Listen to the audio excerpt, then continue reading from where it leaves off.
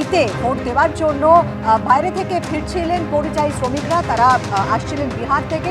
কোচবিহারের দিনহাটায় উল্টে গেল বাস, আহত হয়েছেন আনুমানিক 30 জন পরিযায়ী শ্রমিক। বিহারের ইটভাটায় পরিযায়ী শ্রমিকরা বাস ভাড়া করে কোচবিহারে ফিরছিলেন। আজ সকালে দিনহাটার গোবরাছড়া এলাকায় তাদের বাস উল্টে যায়। আহত শ্রমিকদের দিনহাটা মহকুমা হাসপাতালে ভর্তি করা হয়েছে। কোচবিহারের দিনহাটায় কোচবিহারে আগামীকাল ভোট রয়েছে এবং ভোট দেওয়ার জন্য বিহার থেকে ফিরছিলেন পরিযায়ী শ্রমিকরা। বিহারের ইটভাটার পরিযায়ী শ্রমিকরা বাস ভাড়া করে কোচবিহারে ফিরছিলেন এবং দিনহাটার গোবরাছড়া এলাকায় তাদের বাস উল্টে যায়। আহত হয়েছেন আনুমানিক 30 জন পরিযায়ী শ্রমিক।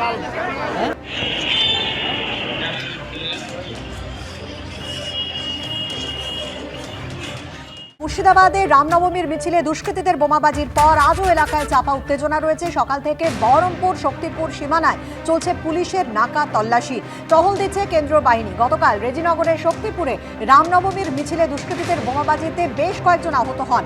একাধিক দোকান ও বাড়িতে ভাঙচুর, আগুন লাগিয়ে দেওয়ার মতো ঘটনাও ঘটে। তৃণমূলের বিরুদ্ধে বোমাবাজির অভিযোগ করেছে বিজেপি। পাল্টা এনআইএ তদন্তের দাবি জানিয়েছেন সুকান্ত মজুমদার।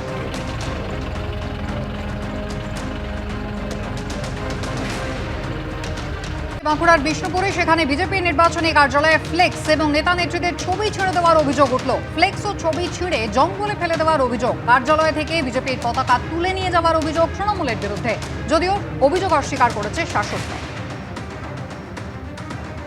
বাঁকুড়ার বিষ্ণুপুরে সেখানে একেবারে বিজেপির নির্বাচনী কার্যালয়, সেখান থেকে তাদের দলীয় পতাকা তুলে নিয়ে যাওয়া হয়েছে। এমনকি নেতা নেত্রীদের ছবি এবং ফ্লেক্স ছিঁড়ে পার্শ্ববর্তী জঙ্গলে ফেলে দেওয়া হয়েছে। শাসক দলের বিরুদ্ধে এমনটাই অভিযোগ করেছে বিজেপি। অভিযোগ অস্বীকার তৃণমূলের।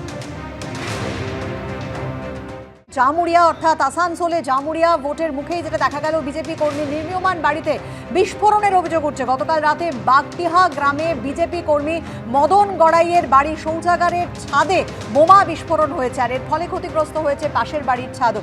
কথা বলবো আমাদের প্রতিনিধি কৌশিক কাতায়েতের সঙ্গে। কৌশিক, কি ঘটনা ঘটেছে?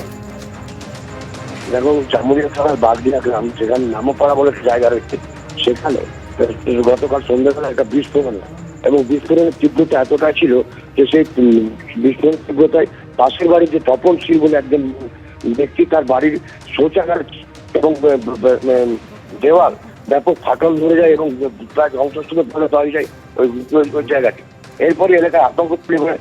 তপনশীলের যেটা অভিযোগ যে তার প্রতিবেশী মদন গড়াই, যে বিজেপি কর্মী, তার ঘর থেকে এই ঘটনা ঘটেছে এবং তার পার্থ পরীক্ষা ভুক্ত হচ্ছে তাকে। দীর্ঘদিনের বিভাগ ছিল মদন গড়াই বলে তিনি জানাচ্ছেন। এই মিছিল হচ্ছে রাজনৈতিক পর্যায়ে।